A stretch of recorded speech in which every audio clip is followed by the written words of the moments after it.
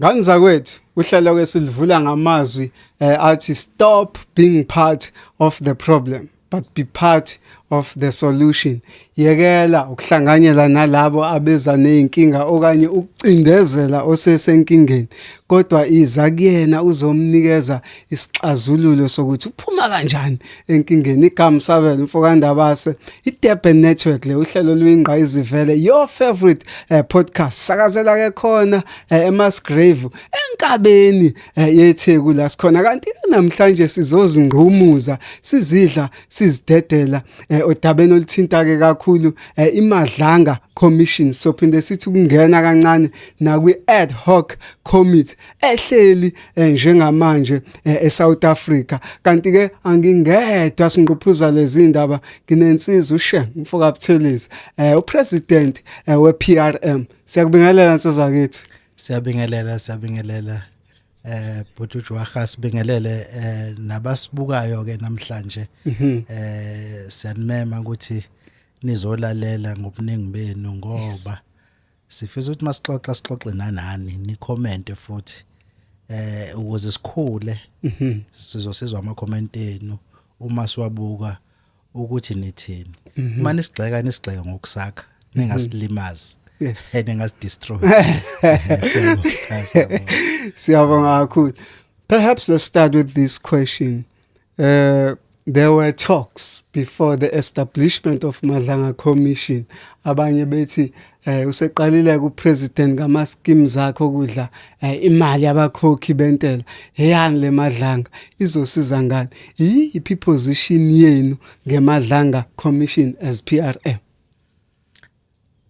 Asijabulanga ngokuthi kwakhiwe i-commission. Yes.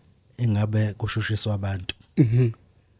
Futhi iMadlanga Commission kahle ngokusempeleni. Yes. Kwakufanele ngabe izinyathelo kade zathathwa.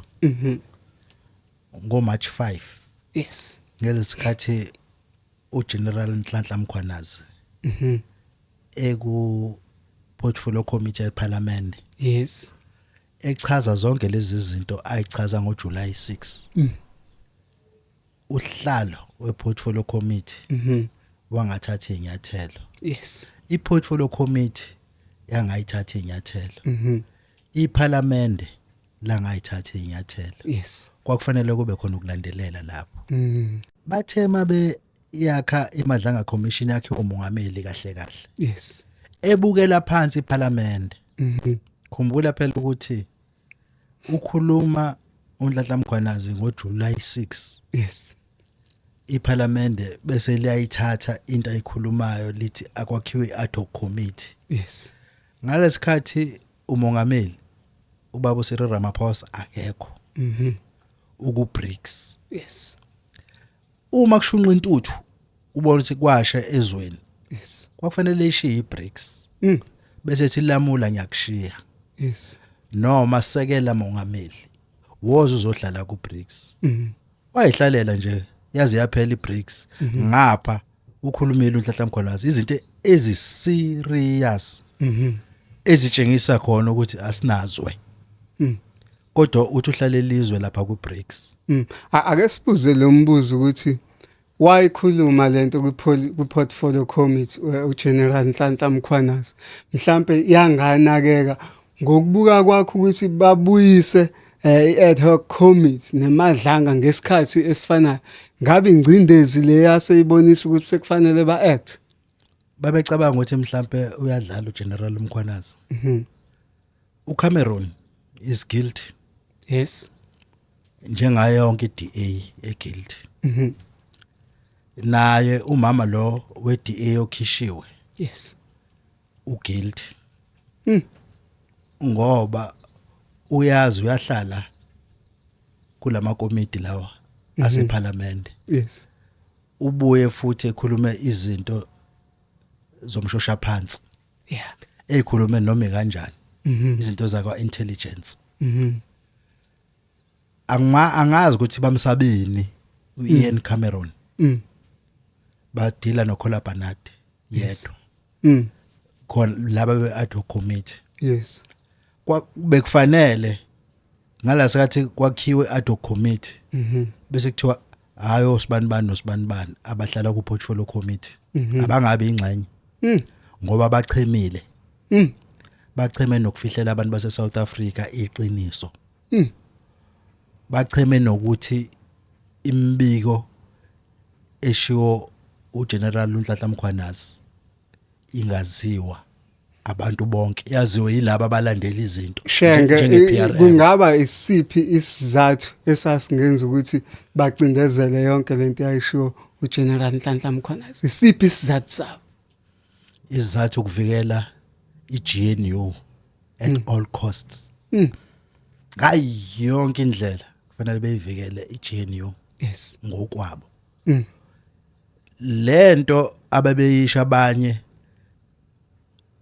begxeka uhulumeni kaKhongolose mase beku GNU sebeyawuvikela kwakuyileso sizathu nje ukuthi sizowuvikela uhulumeni kaKhongolose neGNU nobuholi buka Cyril Ramaphosa ngayo yonke indlela khumbula ukuthi iDemocratic Alliance ngo2017 2018 2019 yes babekhuluma ivangeli lokuthi bayoma noCyril Ramaphosa umongameli ngale kweANC yes bona noma bengayithandi iANC kodwa bathanda uCyril Ramaphosa owabo Cyril Ramaphosa owabo noma ngabe usomabhizinisi yes ma iDA yakuthanda noma ngabe ukhethi Matlala uyisigebengu kodwa ma uyisigebengu semali iDA yakuthanda ukuthi uCyril Ramaphosa uyisigebengu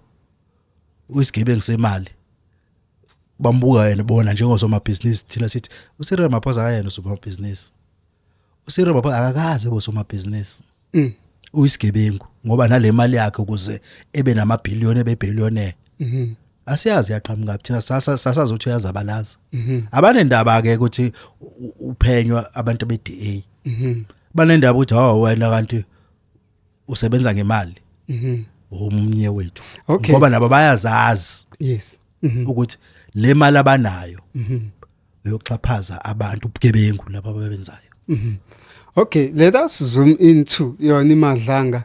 Siyazi ukuthi bekunama main players ekade siwabhekile for which mhlambe ngingabala abantu abawu4 or 5 ekwakuyena uGeneral Nhlanhla Mkhwanazi kuzoba ucommissioner kuzoba ucommissioner uMasemula kuzoba ulieutenant uKhumalo bese kuzoba uyena umchunu usenzo mchunu minister for which labantu njengamanje uminister usenzo mchunu uyena ongaphambili kwe ad hoc committee right now ake sibuke ekutheni mhlambe sisuke lapha ekuqaleni kwimadlanga ebufakazini noma enkulumweni noma ezethulweni za General Nhlanhla Mkhwanazi ngakube ikhona yini into owayizwa iconvince ukuthi yicala leli elibambekayo ngelinye ilanga mhlambe elizogcina limfaka ejele senzomchunu yeah Ngqongqoshe usenzomchunu yes engagcina tholakala enecala ngento ekade ngalona icala lakhe yes ngesizathu sokuthi uCyril Ramaphosa mhlambe noBheki Cele babazi ukuthi esimweni esinjengalesi esenzile sonke lesi sikhathi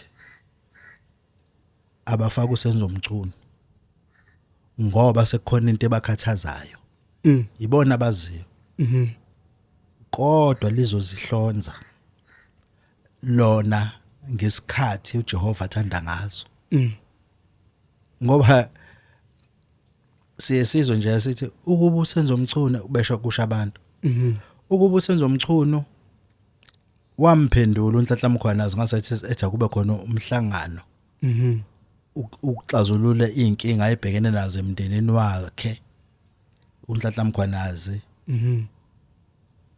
okwenzeka emsebenzini ukube wahlala ngaba asikho la esikhona yes ngeke uyivimba into kaJehova ngeke ngeke uma uJehova esethandile ukuthi abantu base South Africa bazi kwakufanele usenzo Mchunu engamphendula uNhlanhla Mkhwanazi. Umbuzo ke uthi uconfident ngezethulo ezathulwa uNhlanhla Mkhwanazi ekutheni ikhona yini into ephathekayo engagcina imenza ukuthi alengeleweni ngempela usenzo Mchunu. Ngisho yilo ngathi ngento usenzo Mchunu angayazi engagcina naye eseyamaniseka ukuthi naku yadocommit akaqedi futhi nama members aseParliament besingake singene nje manje singakaweza ukuthi ambuzo athini kodwa manje usenzo Mchunu uzozithola enza into ngemiyalelo yokuthi kufanele eqede ipolitical killing task team yes engaconsultanga ngendlela okuzokwenza kube sengathi naye ube yingxenye yes mayithanda ngempela unama powers ukuthi engenza noma yini ukunika idirection ukuthi nayi indlela nina ke seno operator mina nginitshela ukuthi nayi indlela njengongqongqosho umthetho sisekelo yamvumela laba bese beya operator mabe operator laba bese bethi hayi ke kunama 120 dockets siyawamisa akasho ngokodwa uthi yena wamiseni yes kufanele selikhuluma iqiniso silibalansise libe njengoba linjalo siphoqelekile ke thina njenge PRM ukuthi silikhuluma iqiniso njengoba linjalo ngoba akukho la athi amadokodo lawa 120 wasuseni kwaZulu Natal niwase kuSibiya akukho uthi with immediate effect kuloku ke immediate effect urelative ngoba uthi with immediate effect bese beka idate ethi ngomhla ka20 January ngecela preliminary report eyayizosho ukuthi yes with immediate effect simisile kodwa sayifaka ngaphansi kokuthi nokuthi esiphoyiseni zonke ziyabambeka izizathu zakhe zokuthi amise i-political killing task team ukuthi kukhona izinto ezasuke zaphutshuka phakathi kaNkabinde noMkhwanazi kwatholakala ukuthi kanti noMkhwanazi khona izinto azaziyo ukuthi amanye amaphoyisa akhohlakele bese zobala ezebala ngisho omdluli ebale nabanye ukuthi unokhani kufanele uma ukhohlakele wenziwe njani ungaxoshwa or ungashushiswa wenziwe njani usuyabona ukuthi kubolile yes and uMkhwanazi uyakwazi okunye kwakho and eyedwa noma bembalwa bebengeke bedila nalesa simo yes badinga ukulekelelwa isociety that is why ngomhla ngoJuly 16 ngo6 waya kwisociety with South African Society uthini ngintshela izinto ezingihluphayo nezingihlukumaza mina nomndeni wami angisalali sengihlale ngithukizanya ngaso sonke isikhathi my consciousness iyangiceba kumina kufanele ngintshele wasezositshela ke ezethulweni za commissioner wamaphoyisa uMasemula khona leveza khona ukuthi kuyamkhathaza noma kuyinkathazo esipholiseni ukuthi ama politicians anokufika azobhozomela ukusebenza kwamaphoyisa kugcine kwenza ukuthi kube khona izinto ezingahambi ngeplanning yamaphoyisa kuthi ukuphawula kwakho lapho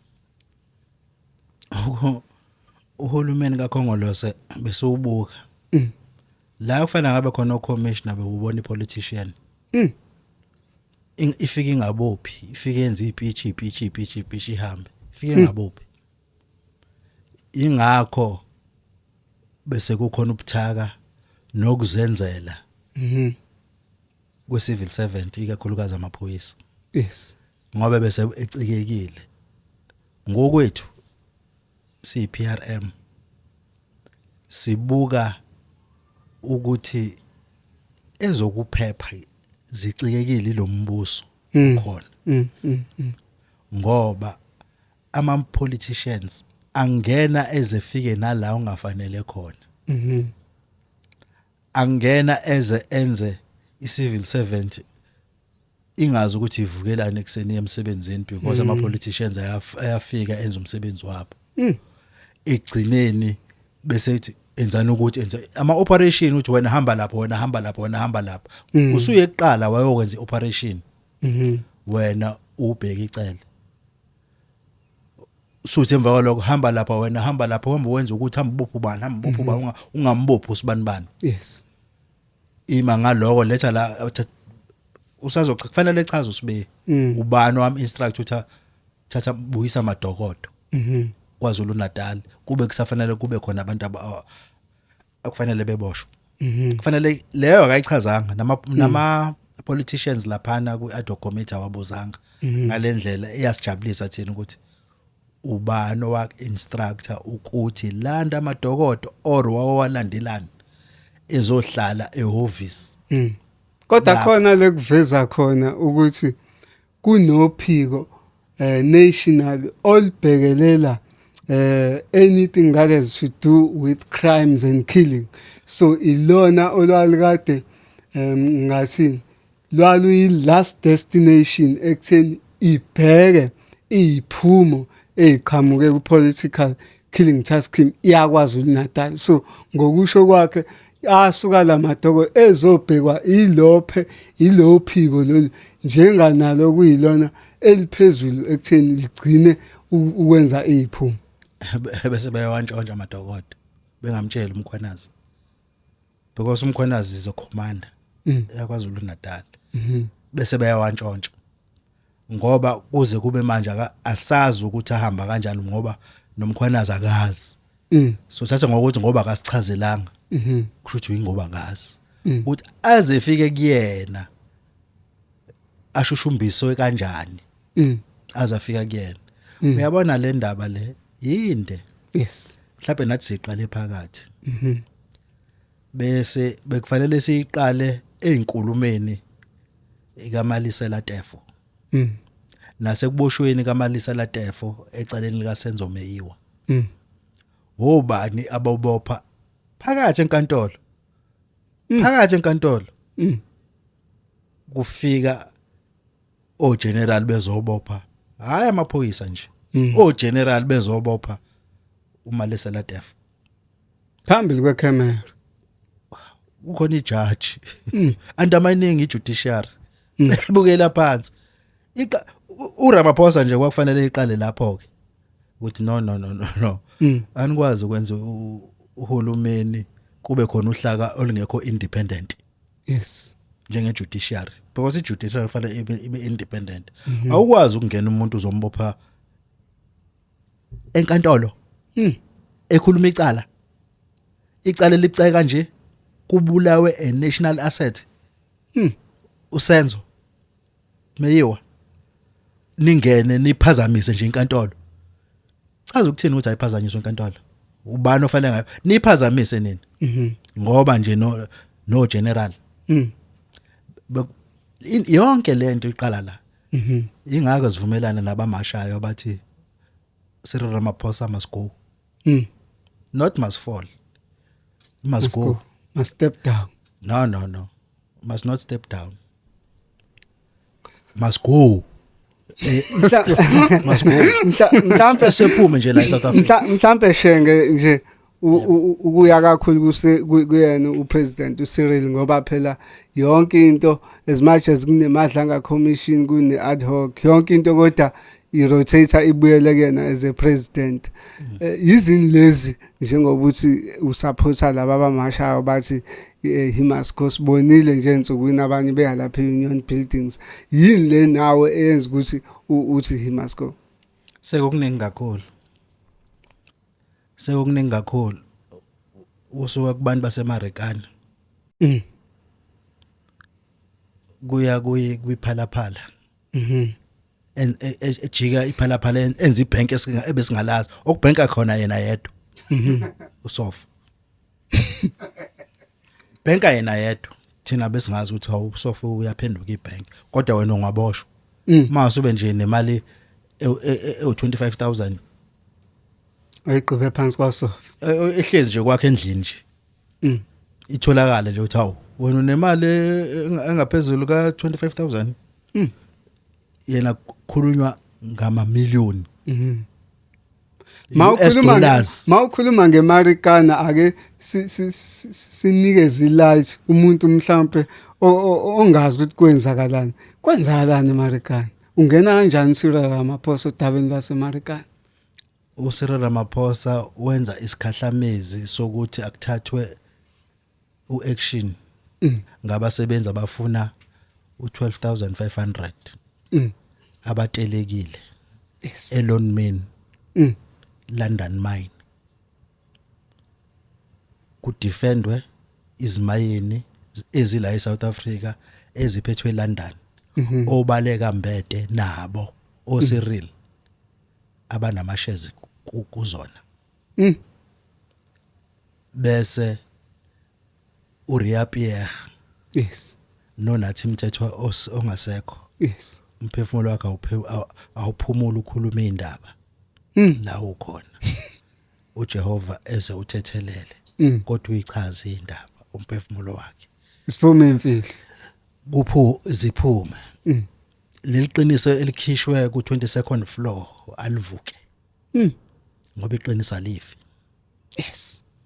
kodwa amangahamba phelelwa amandla engabe sakwazi ukuphila kodwa iqiniso abalijikjela ngendlela esitshelwe ngayo ku22nd floor balijikjela phansi siyazi ukuthi alisoze lafa noma sesingasekho emhlabeni noma emva kweminyaka elikhulu lelo qiniso lothi hayi ngisekhona leyo memeza uma kumemeza iqiniso ngokufa ka baba umongameli weANC ubaba uLuthuli liyoyekelana likaMthethwa ukumemeza ukuthi hayi ngikhona ngiyiqiniso kwenzeka ukuthi kunathi Mthethwa obaba abaziyo obaba beflyer besuka la eSouth Africa beye eParis unathi Mthethwa yini ayizoyikhuluma noma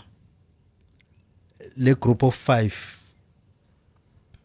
yini eyayenza ukuze kuthiwe unathi Mthethwa uphume ngewindi ngoba sezwa kanjalo kuthiwa uphume ngewindi laba okuyibona bona ekuthiwa cha hayi group of 5 le ayithintwa untouchables babe ngazi uma babazi iqiniso lizosho ukuthi hayi babe ngazi obabazi bese kuyavela igazi lomuntu liyakhuluma likhuluma nanoma eneni uma likhulumela kaBaba uLuthuli namhlanje lisazokhuluma nelika Chrisane lisazokhuluma nelika Nathi Mthethwa lisazokhuluma nala maqhawa akithi nje wonke afela iqiniso uNathi Mthethwa ukuthi wathinteka kumadlanga commission wathinteka ngoJuly 6 kukhuluma umkhwanazi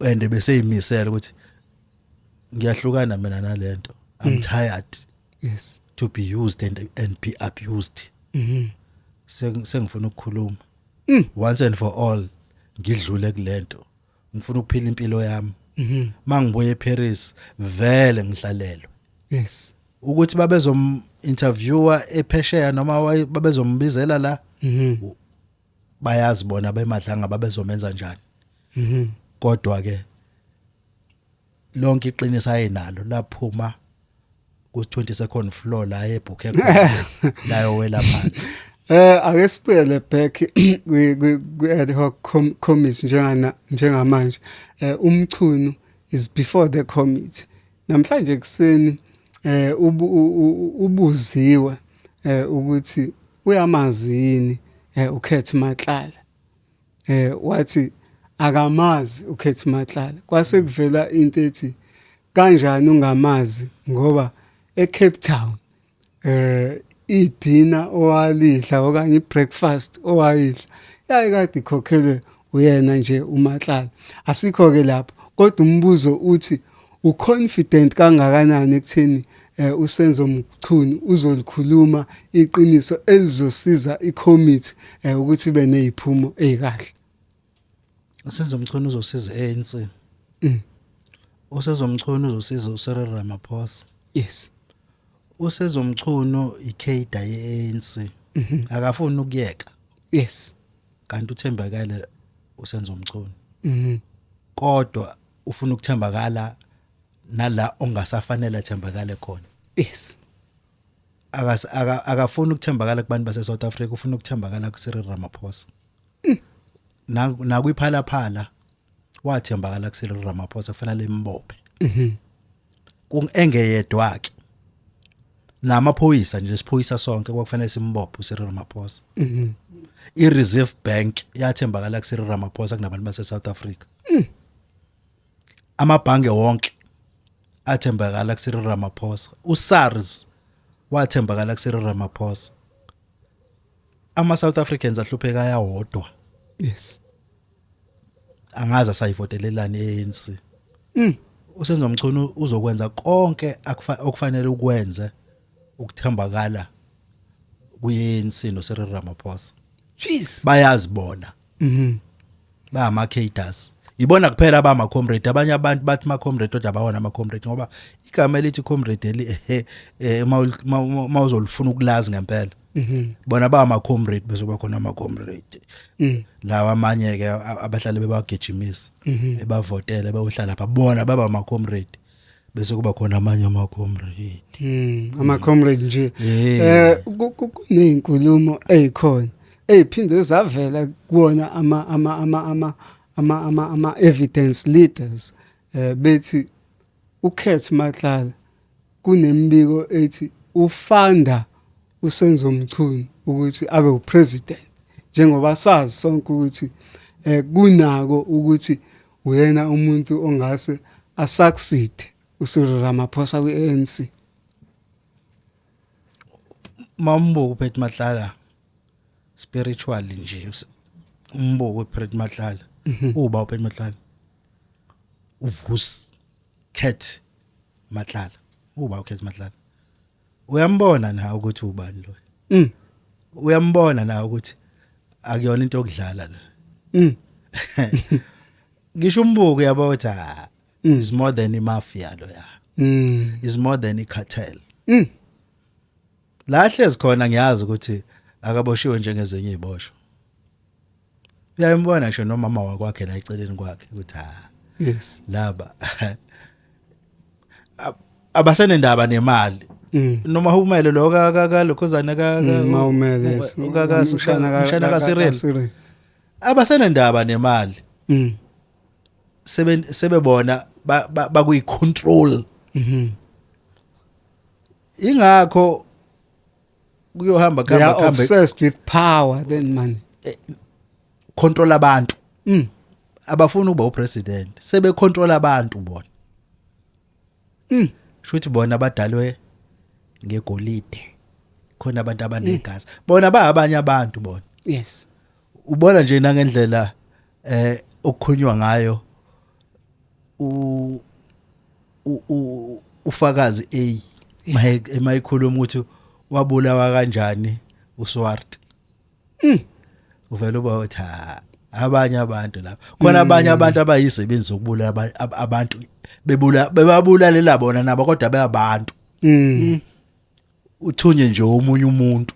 Yes. Umuntu nawe uthunye omunye umfana wakubo wazalwa njengawe ukuthi enza into ukuze yena esizakala yena kunike lokho akunika kona nawe uzokubulala mase so wazi kakhulu ubuke nje intombazana abebefuna ukuyibulala ngoba bethi siyazi kakhulu ngentathu uJehova wathi ngizokusindisa ngoba ngifuna ukuvezela abantu base South Africa ukuthi sekuyisikhathi la ngithi ANC angisayidingi khona nalombuso angisawudingi.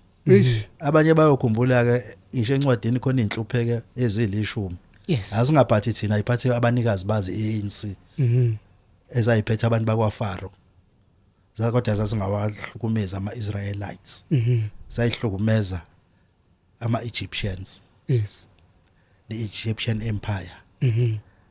ne-corruption empire ayihlukumezeka ayithina thina sihlangene nabantu base-South Africa Mm.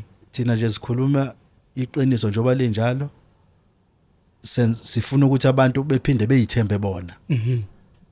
hayi ukuthi bethembe igebengu Mm.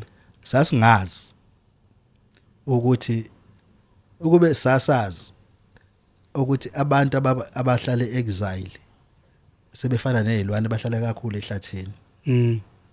mabebuya basabacabangela abathi bacabangisa okuyilwane ngoba bahlala ehlathini Mm. sazingazi ukuthi abantu asebeboshwe kakhulu sebamabhantinti bazobe beshaya imithetho yasejele la beze bephilise okwamabhantinti ngisho sebengaphandle sesibafaka ekhulumeni Ish. ukube sasazile ngabe umuntu ophuma ehlathini sasoqala sithi aka rehabilitatwe qala ngaphambi ukuthi ethathe umbuso Mhm. abantu abahlala ejele iminyaka sasoqala ukuthi aba rehabilitatwe until beze bebe nelungelo sesibabonga ukuthi sebe abantu abakwazi ukuphila nomphakathi Mhm. kodwa sathathwa ihype Yes. injabulo eyayinkulu ukuthi sizokwazi ukuvota Mhm. sacabanga ukuthi masifaka bona kuyithini esibakhululile sababuyisa ngemizabalazo yethu Mm. sabakhipha emajele baphuma ngemizabalazo yethu namhlanje Nababiza ngabaholi. sathi abaholi sisho igebengu Mm. sisho ilwane akade ihlezi ehlathini zidubulana nabanye abantu Mhm. sathi abaholi Mm. Shen. kodwa basitshengisa ngeAmsdeal yazi Mhm. Yeah. iAmsdeal asitshengisa Yes. ukuthi kwenzekani la Mm. Mm. sanganaka Yes. Mm. Shen. Ngakube abaholi beANC mhlambe within the top 6 basase neconfidence yini mawubuka wena mhlawumbe ku president Cyril Ramaphosa njengamanje mind you ukuthi ke kwaba nezinkulumo la ufikile Mbalula ethula khona inkulumo ekhuluma ngokuthi wakhishwa eBloemfontein kwafakwa lensizwa as udepute president kungakuba izinkulumo ezinjalo ekuthena ayikhuluma esidlangalaleni seyibonisa uqhekeko yini within the NEC of the ANC. khona into ohlala kuyona ikushise unembeze yabona yazi uNkulunkulu wasidala kahle ngoba unembeze awuboni uzwa ngomuntu mase ekhuluma uthi kanti usekhonyana umncane unembeze hey kuyasitshengisa Kuyazenzakalela. Umbalula uthi kwa ANC le umbhedo ngoba ikwazi ukukhipha yena ifaka umuntu orongi ebe naye rongi angithi nakudala samazi ukuthi umbalula shema akayena bandlu nobhala akazi lutho ngokuba nobhala akekho unobhala njengombalula so uyasilekelela futhi ulekelela nabavoti ukuthi hayi yenze ayihambe yohlala emuseum ihlalele khona nje abantu basayivotelelana yensi ikhona iPRM okay ngene ivotele phela iPRM ngoba inayo imali kodwa ke siyalidinga ukuthi votelana iPRM ngoba bonke laba zonke lezi zinye inhlangano ziyafana. Yes. Thina nje asize singakuphika. Yeah. Ngisho noma ungaya kumkhonto wesizwe thina sithi ugogo omncane ngithi enzi ugogo umkhonto wesizwe ugogo omncane kodwa ngoba ugogo omncane bandla sikakamazeli lutho ke ngase kubuseni kodwa siyabazi ukuthi hayi sembantu basuka la sasibatshela bengasilaleli isikhathi eside. Yes. Until ubaba uZuma ezakhe inhlangano kuyima beshinto esisho iPRM sebeyayisho sithi oh la lezi azikho conscientized politically abalandeli asazi ukuthi mzwana uJehova wathi baba Zuma usukwenzile ukuthi ubavezele abantu base South Africa ukuthi ANC akuyona usihlupha nje ngoba ubaba Zuma lokuthi iANC sonke siyazi iANC yakhanda okhokho abanye bakhona okhokho abarongi yes kodwa hayi ukuthi usungathi into yokhokho noma iwrong into yokhokho kodwa kuseyona yiple ANC eyokhokho bethu iidea yokhokho hayi ANC iidea yokuyikhulula yokhokho hayi ANC ngoba ubaba uZuma sekukhona kwenzile asive sikujabulela thina sithi siyamncoma ubaba Zuma engakahambi wayisho lento ayisho iPRM ukuthi inkinga iPRM ayinabo abaxhasi ayinabo osomabhizinisi inkinga iPRM yakhiwa abantu obona ukuthi hey laba ngeke kuba corrupt ngeke laba zokutshela ukuthi hey abantu kanti laba abanye babheke into ade beyithola kagogo vele bafuna ukujika ngapha umkhonto wesizwe kube kagogo omncane usakhuluma ngobaba uZuma kube nezinkulumo kwimadlanga between Madlanga and ad hoc committee ukuthi he must be summoned kwabalwa no former president Thabo Mbeki ukuthi must be summoned noMbalula futhi naye wabala ukuthi naye kufanele eze azochaza ubheka icele futhi naye ukhona kuleyo list yabantu ekufanele beze bazochaza kusho ukuthini lokho ukuthi emva kwesikhathi esingaka former president Jacob Zuma no former president Thabo Mbeki baphuma emandleni kodwa sekunezinto ezigcina zibabiza ukuthi bazophendula ubaba uZuma nathi siyiPRM siyavuma fanele lapha kumadlanga commission yes naku ad hoc committee eyochaza ukuthi ngasikhathi owumongameli yena yes ngo 2015 2016 imwerano commission ayijuba uWillis Mchunu owaye upremier undonankulu wakaZulu Natal wayefuna ukuthi kwenzekeni fanele ukuchaza lokho yes futhi kwawuye othi ifunding yemwerano commission neziphumo neimplementation izothi mase implementwa ixhaswe at a national level uhulumeni kazwelonke yes so kufanele bizwe ezochaza ngoba yonke lento eyenzekayo isuka 2016 uWillis Mchunu eqala imwerano commission ngama political killings abakhona siyazi khona abathintekayo mawulalela inkulumo yes zalo injom security Robert injom security osanda kuboshwa nje wakamhlongo yes okusho ukuthi ke kubalulekile ubaba uZuma zochaza ukuthi iKZN political killing because iqala kanjalo lento iKwaZulu Natal political killing task team balisusile legama lethi KZN sekuvele kuthiwa ipolitical killing task team noma iprovincial killing task team yahamba yaze yalekelela ngoba ihaye ngokulekelela eGauteng yes nase Eastern Cape yayiye ngokulekelela yagcina isebeyishintsha igama sebengasethi provincial killing task team sekuthiwa ipolitical killing task team because bisisebenza yonke indawo ingakho kusuka abantu bakwaZulu Natal behambele zonke lezi because yayekhiwe eKZN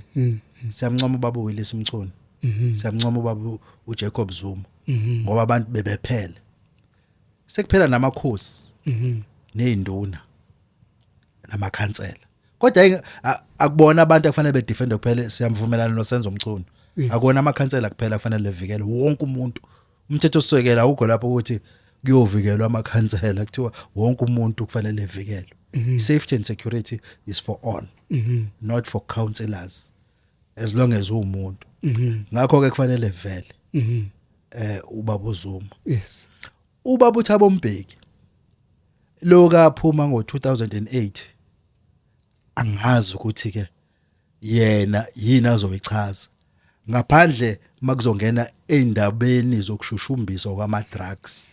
The Amstel. iAmstel ine process yayo ayingene la ku political kumadlanga commission yaba ne commission yayo leyo commission engasigculisanga kwakufanele kubizwe uTerra Lekota kubizwe Emmanuel Trevor Manuel kubizwa was treasurer by the way. Yes yeah ongqongqoshe welokhuzana wezezimali kubizwa Alec Ewin be-investigatewe bonke ne committee kubizwe uJomdisa wayengasekho but uTerra Lekota wayekhona enye process yabo leyo yilama commission esingawazi ukuthi avela phela nje kanjalo ingcapha yasala noBaba uZuma ela kwaZulu Natal kwakufanele kubizwe uChippy Shake uMo Shake wayengena ku secondary tender system. Yes. Ukuthi waye advisor kaBaba uZuma financially. Yes. Wanindeka kuBaba uZuma ke.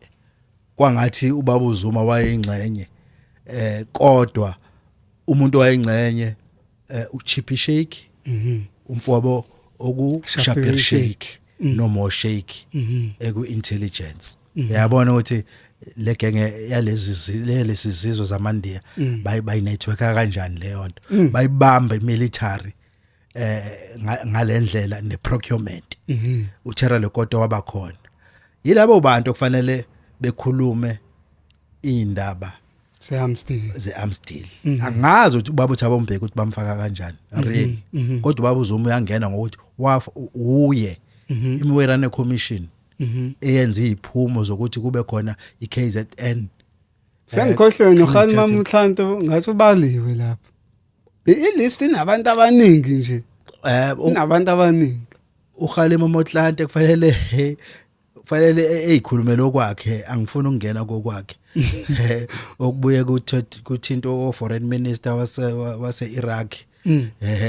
Tariq Aziz angifuni ezabo zodwa angizile la kuzokhuluma ngezinto zabanye abantu ngaphandle kwale topic esikuyona naye buye ingenza nginwebeke uzoyikhulumela kwakhe nje wonke umuntu uzoyikhulumela kwakhe mabembala uzofika ethi angazi lutho ngiyazi yini engiyaziyo ngazi ukuthi nokuthi so bayoyikhulumela kwabo yabo yeah. Okay, ake sibuke yona imadlanga commission ne ad hoc. Ngiyazi impela ukuthi we all aware ukuthi isase phakathi nendawo noma mhlawumbe umuntu angathi isase kuqaleni kwayo.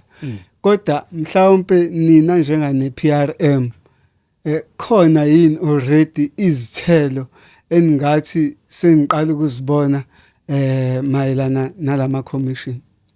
Ngoba nje sekuyaziwa ukuthi ama drugs okusempeleni sigxeka abantu bokufika nje abantu bokufika abawamukela esefike kosopolitiki nakubantu mama South Africans yes ephuma eSouth America ephuma emazweni amanye bese bewanika abantu bokufika abala ukuthi bewadlulisele einganeni zethu ingakho bebathanda kangaka abantu bokufika abantu bakaKhongolose neGNU ingakho Helen Zille ethi abantu bokufika uyabancamela lapha eWestern Cape bayakhuthala kanti uyazi ukuthi bayashushumbisa ingakho singathembi umuntu. Is it an issue of ukushushumbisa noma ingoba mhlawumbe kakhulukazi uZille is saving the white minority and abantu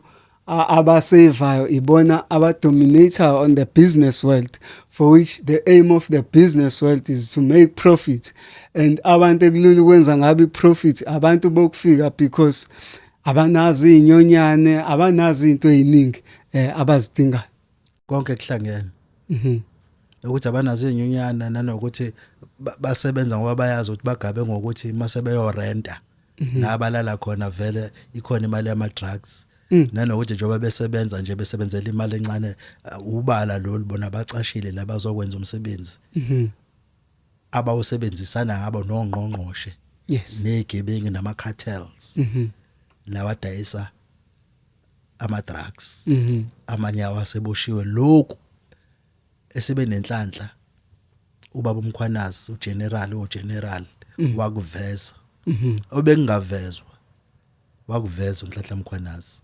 osekusiza osekugaxelisa nabanye noma kubophisa nabanye. Yes.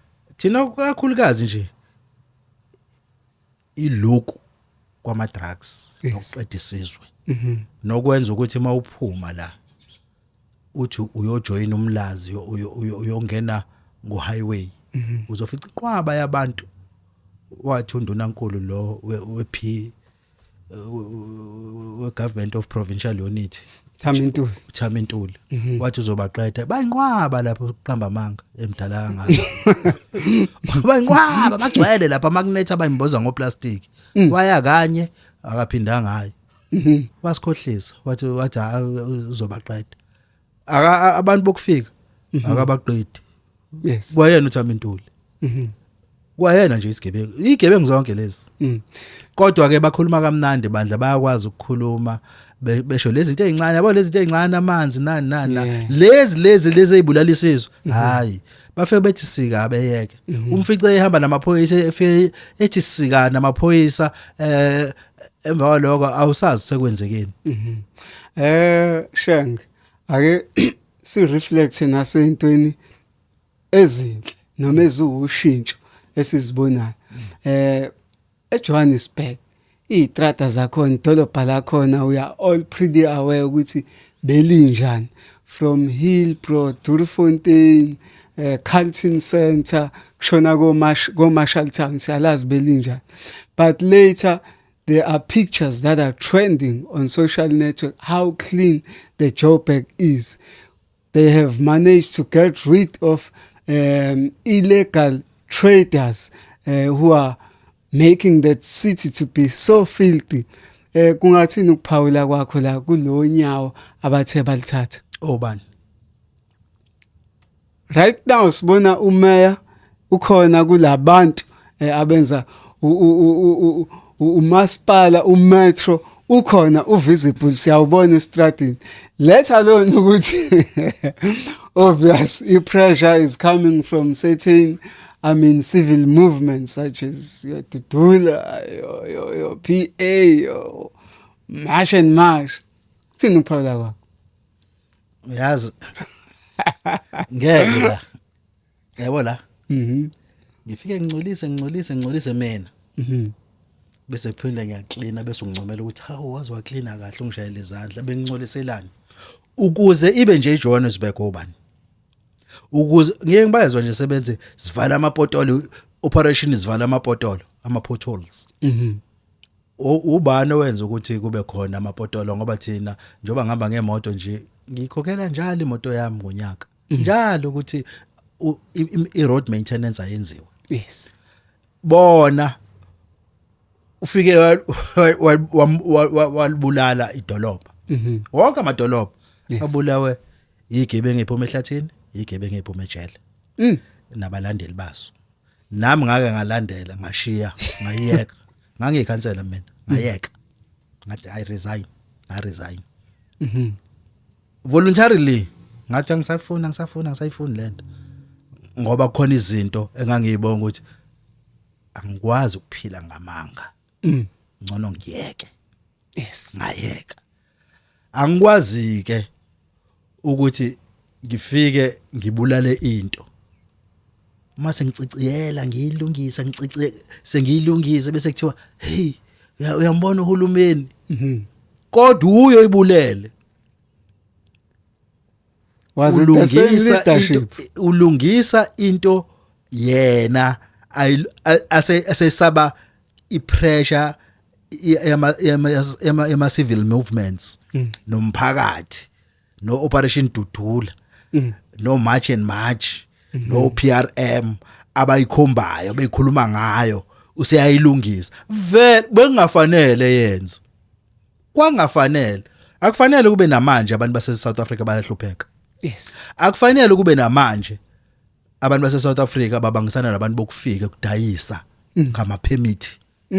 Akufanele kube namanje abantu base bakwamanye amazwe bayingelela noma kanjani where the OR Tambo abanye bafika ngamabhanoyi. Akufanele kube namanje abantu base South Africa bayisebenzi zama China.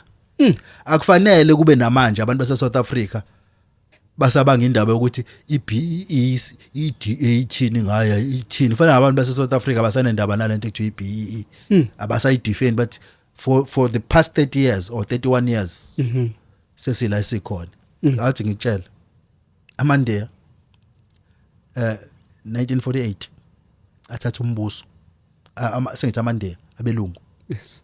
National Party 1948 thatha umbuso 1955 akekho umlungu ohluphekayo. How many years? 7 years. 1948 apartheid introduced. 1955 no white person is a beggar or poor. No poor white problem. ANC bantu abamnyama 1994 thatha umbuso 1925 to kuya ku 26 abantu abamnyama bahlupheka kakhulu kunasekuqaleni. What a contrast. Yini yona leyo? Yini le yona leyo? Even if you're referring to the story of Chinese, into yayizola ukuthi bashintshe istructure sama China ukuthi sifocus ku business. Today Chinese is the most richest people. Exactly. So okuchaza lento isho ukuthi akuthathi isikhathi eside uma u serious ngokutransforma izwe. Buke Burkina Faso 1922 uyathatha Abraham Traoré 2022 Burkina Faso namhlanje is beginning to be an independent industrialized country. Abantu base Burkina Faso bayazenzela everything abancane emuntu abasabi umuntu. Why thina sibulale konke kade sinakho Transnet sabulala everything everything bapho Volkskas Bank bapho United Building bapho NPS siqede everything.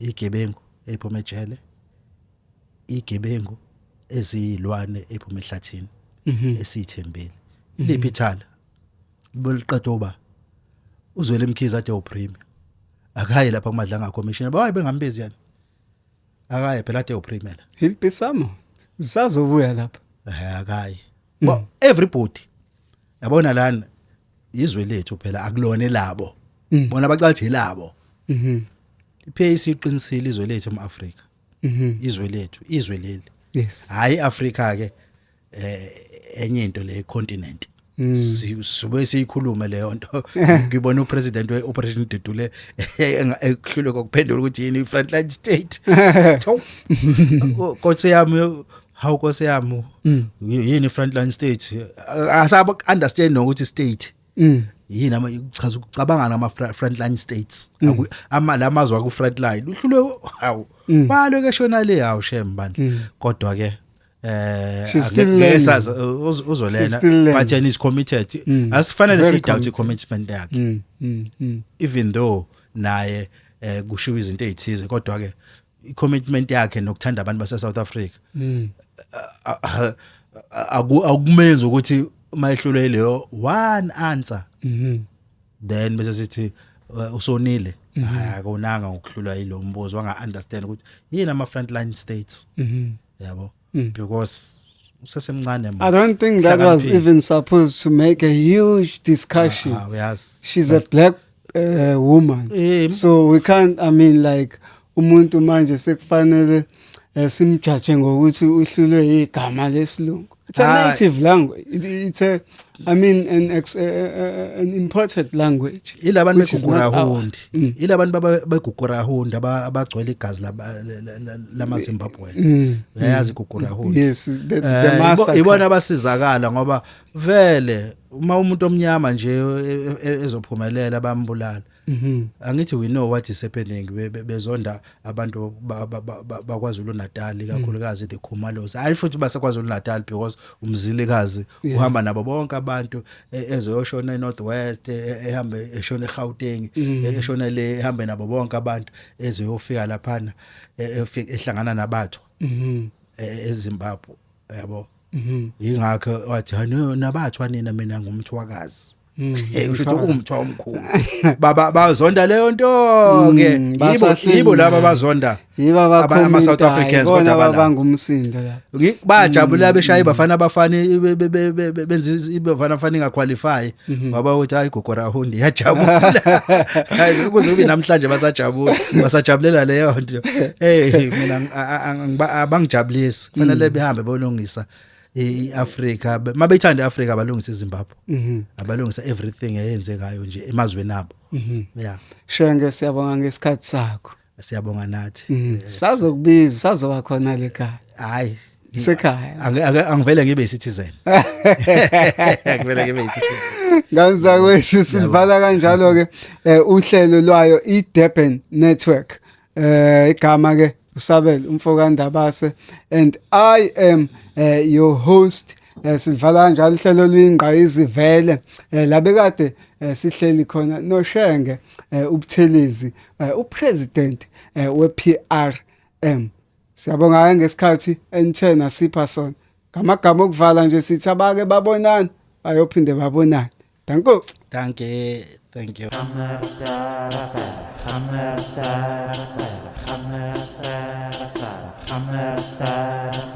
Hammer